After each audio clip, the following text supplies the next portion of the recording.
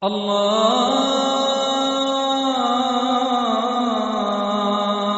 أكبر الله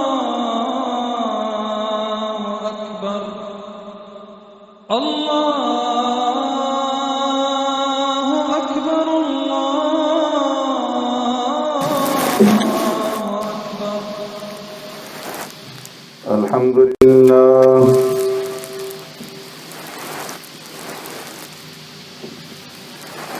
الحمد لله نحمده ونستعينه ونستغفره ونؤمن به ونتوكل عليه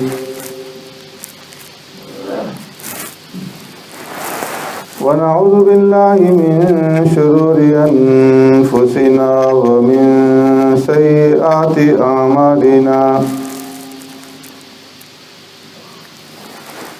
من يهده الله فلا مضل له ومن يضلله فلا هادي له. ونشهد أن لا إله إلا الله وحده لا شريك له.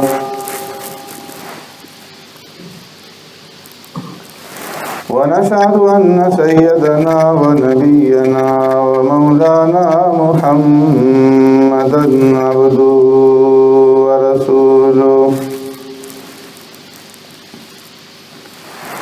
أرسله الله إلى كافة للناس بشيرا ونذيرا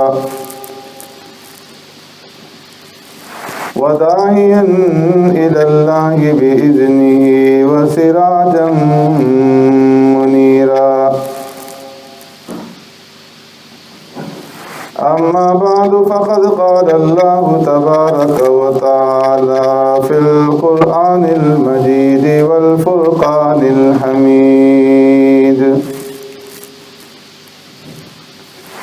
فأعوذ بالله من الشيطان الرجيم. بسم الله الرحمن الرحيم.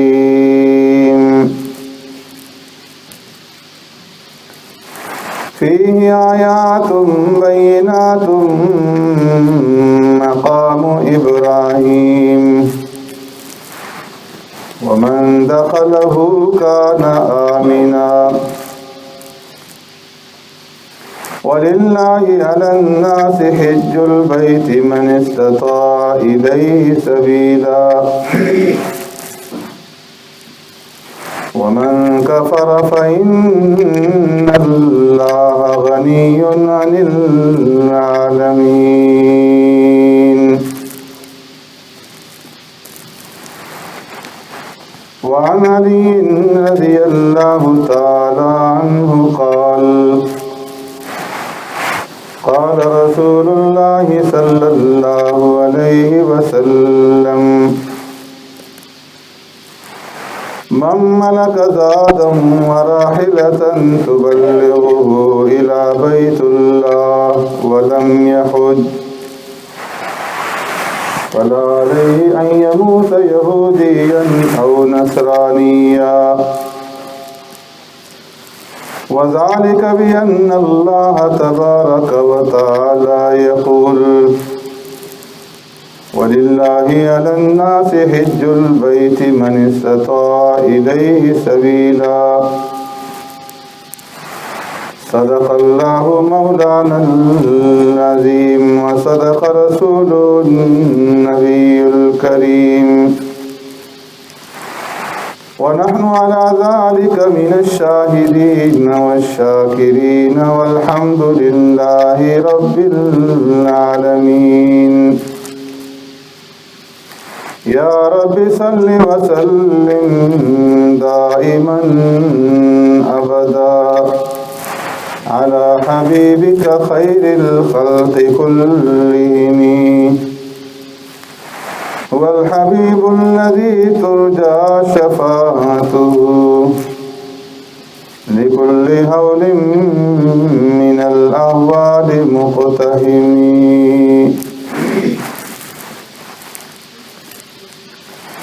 فيه آيات بينات اس میں نشانیاں ہیں کھلی ہوئی، مقام ابراہیم، اور ان نشانیوں میں سے ایک نشانی ہے مقام ابراہیم۔ وَمَن دَخَلَهُ كَانَ آمِنًا، اور جو کوئی داخل ہوا اس میں ہو گیا امن والا۔ وَلِلَّهِ عَلَى النَّاسِ حِجُّ الْبَيْتِ، اور اللہ کا حق ہے لوگوں پر حج کرنا بیت اللہ کا، من استطاع الیہ سبیلا، جو طاقت رکھتے ہیں اس تک پہنچنے کی۔ وَمَن كَفَرَ فَإِنَّ اللَّهَ غَنِيٌّ عَنِ الْعَالَمِينَ، اور جس نے انکار کیا بس بے شک اللہ تبارک و تعالی بے پرواہ ہے جہان والوں سے۔ آمنت باللہ و بآیاتی،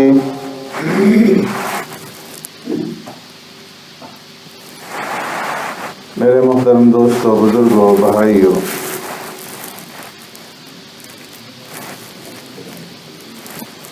یہ ذی القعدہ کا مہینہ ہے،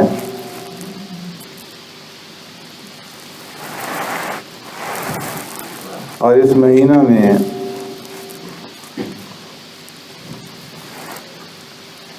فرزندان توحید دنیا بھر سے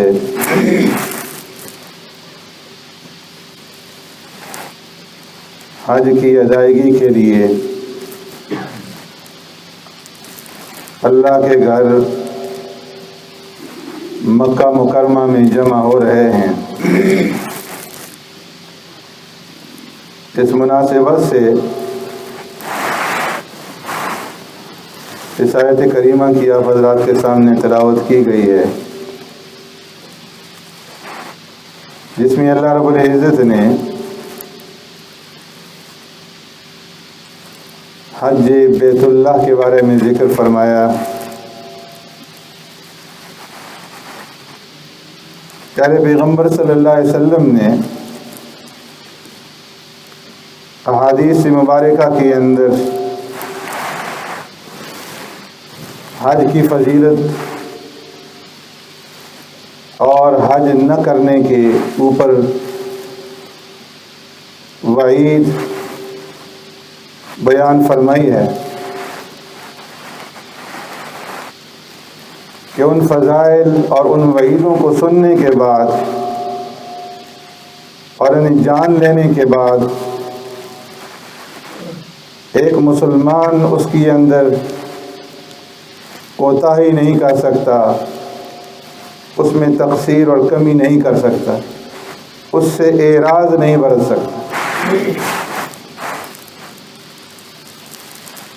ابو ہریرہ رضی اللہ تعالیٰ عنہ فرماتے ہیں، پیارے پیغمبر صلی اللہ علیہ وسلم نے ارشاد فرمایا، من حج فلم یرفث ولم یفسق رجع کیوم ولدتہ امہ، کہ جس آدمی نے حج کیا ایسے طریقے سے کہ دوران حج، سفر حج کے درمیان اس نے کوئی فحش بات نہ کہی، کوئی بیہودہ بات نہ کہی، فسق و فجور اور گناہوں کے اندر مبتلا نہ ہوا، رجع کیوم ولدتہ امہ، تو وہ حج کرنے کے بعد اس طرح لوٹ کر کے آئے گا گناہوں سے پاک اور صاف ہو کر، جس طرح وہ اس دن گناہوں سے پاک اور صاف تھا جس دن اس کی ماں نے اسے جنا۔ ایک روایت میں ابو ہریرہ رضی اللہ تعالیٰ عنہ فرماتے ہیں، قال قال رسول اللہ صلی اللہ علیہ وسلم، العمرۃ الی العمرۃ کفارۃ لما بینہما والحج المبرور لیس له جزاء الا الجنہ، کہ ایک عمرہ دوسرے عمرے کے درمیان کے تمام گناہوں کے لیے کفارہ بن جاتا ہے، اور حج مبرور کا جواب، اس کا بدلہ، اس کا صلہ سوائے جنت کی اور کچھ نہیں۔ ایک روایت میں پیارے پیغمبر صلی اللہ علیہ وسلم نے ارشاد فرمایا تابعوا بین الحج والعمرہ فإنهما ينفيان الفقر والذنوب كما ينفى الكير حبس الحديث والذهب والفضة وليس له حج ثوابه إلا الجنة أو كما قال. فرمایا کہ پے در پہ حج اور عمرے کرو کہ یہ دونوں حج اور عمرے انسان کے گناہوں کو اور ان کے فقر و فاقہ اور افلاس اور تنگدستی کو اس طرح سے ختم کر دیتے ہیں، دور کر دیتے ہیں، جس طرح کہ سنار کی بھٹی لوہے، سونے اور چاندی سے میل کچیل کو دور کر دیتی ہے. اور فرمایا کہ حج مبرور کا بدلہ تو بس جنت ہی ہے. ایک روایت میں عبداللہ ابن مسعود رضی اللہ تعالیٰ عنہ فرماتے ہیں پیارے پیغمبر صلی اللہ علیہ وسلم نے ارشاد فرمایا الحاج والعمار وفد اللہ ان دعوه اجابهم وان استغفروه غفر لهم. کہ حج کرنے والے، عمرہ کرنے والے اللہ کے مہمان ہیں.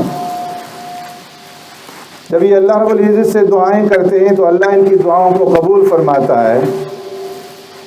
جب یہ اللہ سے مغفرت اور بخشش مانگتے ہیں تو اللہ رب العزت ان کی مغفرت فرما دیتے ہیں، ان کو بخش دیتے ہیں.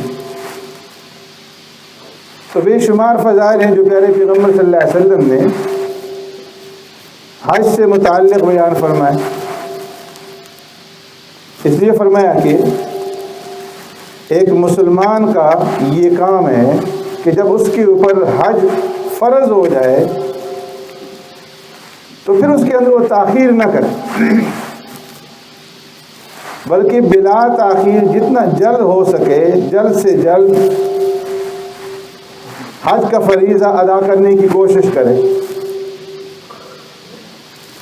امام اعظم ابو حنیفہ رحمۃ اللہ تعالیٰ علیہ، امام احمد بن حنبل رحمۃ اللہ تعالیٰ علیہ، امام مالک رحمۃ اللہ تعالیٰ علیہ، امام ابو یوسف رحمۃ اللہ تعالیٰ علیہ، سارے حضرات فرماتے ہیں کہ جس آدمی کے اوپر حج فرض ہو گیا تو اسے بلا تاخیر فوراً ہی حج ادا کرنا چاہیے. اب جتنی وہ تاخیر کرے گا اتنا ہی وہ گناہ گار بنتا چلا جائے گا. آج ہم نے اپنے اوپر حج کی ادائیگی کے معاملے میں بہت ساری پابندیاں لگا دی ہیں، بہت سارے ایسے عذر جو ہے وہ بنا لیے ہیں کہ شریعت میں اس کا کوئی وجود نہیں ہے، کوئی اصل نہیں. کوئی کہتے ہیں جی کہ پہلے حج کرنے سے پہلے جو ہے مکان بنانا ضروری ہے، مکان بنائیں گے. کوئی کہتے ہیں کہ بچے اور بچیوں کی شادی کرنا ضروری ہے، ان کی رخصتی ضروری ہے. کوئی کہتے ہیں جی کہ حج تو بڑھاپے کے اندر کیا جاتا ہے، اس وقت حج کریں گے پھر گناہ ہو جائیں گے، تو اس لیے آخری عمر میں جا کر کے حج کریں گے. فرمایا کہ یہ سارے کے سارے عذر ایسے ہیں کہ جو جہالت کے اوپر مبنی.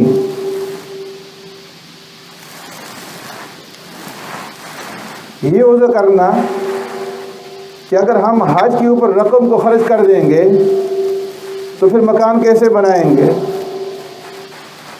پھر بچیوں کی رخصتی کیسے ہوگی. فرمایا کہ حج کرنے سے کوئی آدمی فقیر نہیں بنتا. ہزاروں سال سے اللہ کے گھر کے حج کا سلسلہ جاری ہے،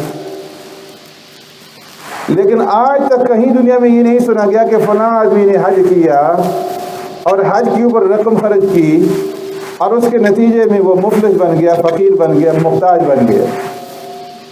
ہاں یہ تو ہوتا ہے کہ حج کیا اور حج کرنے کے بعد اللہ رب العزت نے اس کے مال کے اندر برکت پیدا فرما دی، اس کے افلاس کو، اس کی تنگدستی کو دور کر دی۔ اس لیے اللہ رب العزت نے فرمایا لیشہدوا منافع لہم، کہ حج جو فرض کیا گیا ہے اس لیے تاکہ ایمان والے لیشہدوا منافع لہم، اس حج کے اندر جو نفع اللہ نے رکھے ہیں، جو منافع رکھے ہیں، جو فائدے رکھے ہیں، ان فائدوں کا، ان نفعوں کا وہ مشاہدہ کر سکے۔ اور حج کے اندر کتنے فائدے ہیں، کتنے نفع ہیں، فرمایا ان کا گننا جو ہے وہ ناممکن ہے۔ بے شمار فائدے اللہ رب العزت نے حج کے اندر رکھے ہیں، اور فرمایا سب سے بڑا فائدہ اس کے اندر یہ ہے کہ اللہ رب العزت حج کرنے والے کے مال کے اندر برکت عطا فرماتے ہیں۔ اس کا مال جو ہے وہ بڑھ جاتا ہے، اس کے اندر اللہ رب العزت برکت پیدا فرما دیتے ہیں، اس کی تنگدستی کو دور فرما دیتے ہیں۔ تو اس لیے فرمایا کہ یہ عذر کرنا کہ پہلے بچیوں کی شادی ہوگی، ان کی رخصتی ہوگی، ان کا جہیز بنایا جائے گا اور پھر حج کریں گے، یا پہلے مکان کی تعمیر ہوگی اور پھر حج کریں گے، یہ بالکل بے اصل ہے۔ بعض لوگ جو ہے یہ عذر کرتے ہیں کہ جی والدین نے حج نہیں کیا، پہلے والدین کو حج کرائیں پھر حج کریں گے۔ بعض یہ کہتے ہیں کہ جی گھر میں بڑے پہلے موجود ہیں، بڑوں نے حج نہیں کیا پہلے، ان کا حق بنتا ہے پہلے بڑے حج کر لیں پھر اس کے بعد ہم حج کریں گے۔ فرمایا کہ جس آدمی کے اوپر حج فرض ہو جائے تو اس کے اوپر لازم ہے کہ وہ فوراً حج کو ادا کرے۔ اگر ماں باپ کے پاس استطاعت نہیں ہے، ان کے اوپر حج فرض نہیں ہے، اس لیے یہ عذر کر لینا کہ ماں باپ کو پہلے حج کروائیں گے، فرمایا کہ یہ غلط ہے۔ پہلے تمہارے پاس طاقت ہے، استطاعت ہے، تم اپنا حج کرو، اس کے بعد اگر اللہ نے توفیق دی، استطاعت ہوئی تو ماں باپ کو بھی حج کرا دینا۔ گھر میں دوسرے بڑے افراد موجود ہیں، اگر ان کے اوپر حج فرض ہے، وہ استطاعت رکھتے ہیں اور پھر نہیں کرتے، وہ گناہ گار ہیں۔ تو اس عذر کی وجہ سے کہ بڑوں نے نہیں کیا ہم نہیں کرتے، فرمایا یہ عذر جو ہے یہ نامعقول ہے۔ ہر ایک آدمی کا فریضہ جو ہے وہ اس کے اوپر الگ الگ ہے۔ باپ نے، ماں نے اگر نماز نہیں پڑھی تو بیٹے سے نماز ساقط نہیں ہوگی۔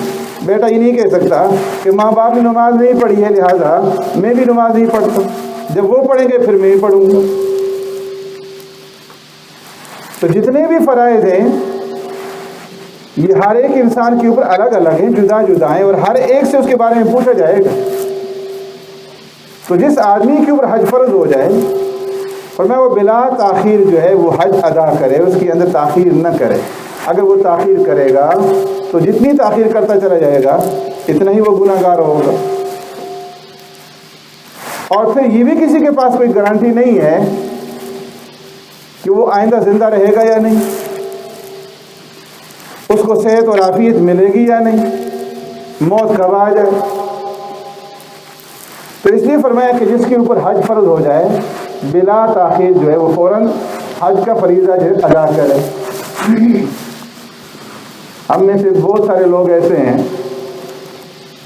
کہ جو اپنی دنیاوی مقاصد کے لیے، دنیاوی نفعوں کے لیے دنیا بھر میں جاتے ہیں، مختلف ممالک کے اندر سیر کرتے ہیں، امریکہ، جاپان، فرانس، دیگر ممالک کے اندر تجارتی اغراض سے، دیگر اغراض سے، سیر و سیاحت کی غرض سے،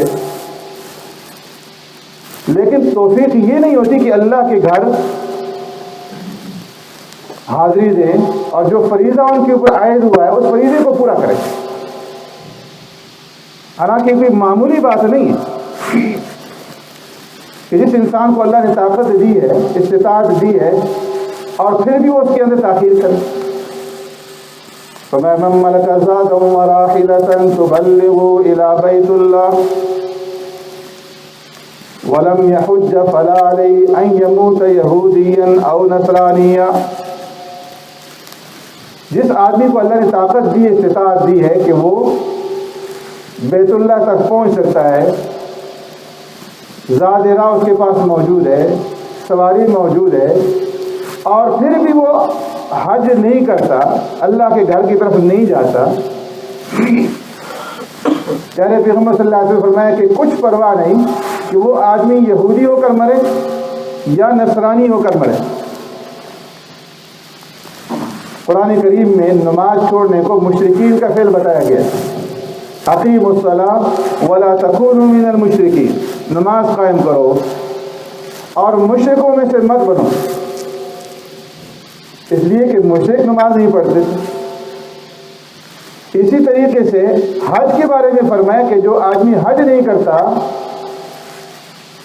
وہ یہودی اور نصرانی کی طرح سے، اس لیے کہ یہود اور نصارہ حج نہیں کرتے۔ تو فرمایا کہ کچھ پرواہ نہیں ہے کہ یہ آدمی جو حج نہیں کرتا اس کو اس پاس استطاعت اور طاقت موجود ہے، تو چاہے وہ یہودی ہو کر مرے یا نصرانی ہو کر مرے۔ کیوں؟ لأن اللہ تبارک و تعالی یقول وَلِلَّهِ عَلَى النَّاسِ حِجُّ الْبَيْتِ مَنِ اسْتَطَاعَ إِلَيْهِ سَبِيلًا، کہ اللہ کا یہ حق ہے لوگوں کے اوپر کہ وہ اس کے گھر کی زیارت کریں، اس کے گھر کا حج کریں، اور یہ اللہ کے حق کے اندر کوتاہی کر رہا ہے۔ اس لیے فقہاء نے لکھا ہے کہ اگر کسی آدمی کے پاس اتنا مال موجود ہو، اتنا سرمایہ ہو کہ وہ اس کی وجہ سے صرف مکہ تک پہنچ سکتا ہے، اور مکہ مکرمہ پہنچ کر وہ حج کی امور کو ادا کر سکتا ہے، اتنے پیسے اس کے پاس نہیں ہے کہ وہ مدینہ جا سکے، تو فرمایا کہ اس کے اوپر یہ فرض ہے کہ وہ بلا تاخیر حج کو ادا کرے، مکہ تک جائے اور حج کے افعال ادا کرنے کے بعد وہیں سے واپس ہو جائے۔ حالانکہ مدینہ منورہ کی حاضری بھی ایک مسلمان کے لیے ضروری ہے، لیکن مدینہ کا سفر یہ حج کے ارکان میں سے کوئی رکن نہیں ہے، فرض اور واجب نہیں ہے۔ ایک مسلمان کی ہمیشہ سے یہ خواہش ہوتی ہے ساری زندگی کہ وہ روزہ رسول کے اوپر حاضری دے، صلاۃ و سلام پڑھے، اور اللہ کے نبی کی روزے کی زیارت کرے، مسجد نبوی کی زیارت کرے، وہاں نمازیں پڑھے، مدینہ منورہ کو دیکھے۔ لیکن فرمایا اگر ایک آدمی کے پاس اتنی طاقت نہیں ہے لیکن وہ مکہ تک جا سکتا ہے تو اس کے اوپر حج کا ادا کرنا ہی ضروری ہے، مدینہ کا سفر نہ کرے اور حج ادا کر کے واپس ہو جائے۔ تو پھر ان عذروں کے اوپر حج کو مؤخر کرنا کہ جی پہلے گھر بنائیں گے، پہلے بچوں کی رخصتی کریں گے، یا پہلے والدین کو حج کروائیں گے، فرمایا یہ کسی طرح بھی شریعت کے اندر قابل قبول نہیں ہے۔ تو اس لیے جن کو اللہ رب العزت نے طاقت دی ہے، استطاعت دی ہے، اور ان کے اوپر حج فرض ہے اور ابھی تک انہوں نے حج نہیں کیا، تو فرمایا کہ بلا تاخیر جو ہے وہ حج کو ادا کریں۔ یہاں پر ایک اور مسئلہ بھی ضروری ہے، بعض لوگ جو ہیں ان کے اوپر حج فرض ہوتا ہے لیکن وہ زندگی کے اندر حج نہیں ادا کر سکتے، تو فرمایا ان کے اوپر لازم ہے کہ وہ وصیت کریں، اپنے ورثاء کو، اپنے گھر والوں کو یہ بتائیں کہ اگر میں اپنی زندگی کے اندر حج ادا نہیں کر سکا تو میرے مرنے کے بعد میری طرف سے حج بدل کروایا جائے۔ جب تک زندہ ہے خود کوشش کرے حج کرنے کی، اور اگر زندگی میں حج نہیں ہو سکا تو وصیت کرنا اس کے ذمہ لازم ہے کہ وہ اپنے گھر والوں کو یہ وصیت کرے کہ میرے مرنے کے بعد اگر میں حج ادا نہ کر سکوں تو میری طرف سے حج بدل کروایا جائے۔ اور فرمایا کہ یہ حج بدل جو کروایا جائے گا اسی صورت میں کروایا جائے گا جب وہ وصیت کرے گا۔ اگر اس نے وصیت نہیں کی ہے تو وہ ورثاء کے اوپر لازم نہیں ہے کہ وہ اس کی طرف سے حج بدل کروائیں۔ ورثاء اسی صورت میں حج بدل کروا سکتے ہیں جب مرنے والا وصیت کر جائے، اور وصیت کے اوپر عمل بھی اس وقت ہوگا کہ جب اس کے ترکہ کے اندر، جو اس نے وراثت کے اندر مال چھوڑا ہے، اتنا مال چھوڑا ہو کہ 1/3 کے اندر حج کے جتنے اخراجات ہیں وہ پورے ہو سکیں۔ مثال کے طور پر حج کے جو اخراجات ہیں وہ 1,00,000 روپے ہیں اور اس نے ترکہ میں 3,00,000 سے کم چھوڑے تو اس صورت کے اندر وہ رسا کے اوپر وسیلہ کا پورا کرنا لازمی نہیں. جب تک انسان زندہ ہے وہ اپنے مال کا مالک ہے، اپنے مال کے اندر جو بھی چاہے وہ تصرف کر سکتا ہے. لیکن فرمایا جب انسان کے اوپر نزع کی کیفیت طاری ہو جاتی ہے، مرض الموت کے اندر انسان مبتلا ہو جاتا ہے، تو اب وہ اس مال کے پورے مال کا جو ہے وہ مالک نہیں رہتا. اب صرف اس کی ملکیت جو ہے وہ صرف 1/3 تک محدود ہو جاتی ہے اور 1/3 کے اندر وہ وصیت کر سکتا ہے کہ اس کے اندر میری طرف سے حج بدل کروایا جائے یا فدیہ ادا کروایا جائے. اگر نمازیں نہیں پڑھی، نمازی زندگی کے اندر چھوٹی ہیں تو 1/3 سے اس کا فدیہ ادا کیا جائے گا. روزے نہیں رکھے تو 1/3 سے روزے کا فدیہ ادا کیا جائے گا. زکوٰۃ ادا نہیں کی تو 1/3 سے زکوٰۃ ادا کی جائے گی. تو اس لیے فرمایا کہ جس انسان کے اوپر حج فرض ہے اور اس نے زندگی کے اندر حج نہیں کیا تو بہت بڑا نقصان کیا. اس لیے ایسے معمولی عذروں کی بنا پر حج کو مؤخر کرنا اور اس کے اندر تاخیر کرنا یہ کسی طرح بھی مسلمان کے لیے سزاوار نہیں. اللہ رب العزت ہمیں عمل کرنے کی توفیق عطا فرمائے.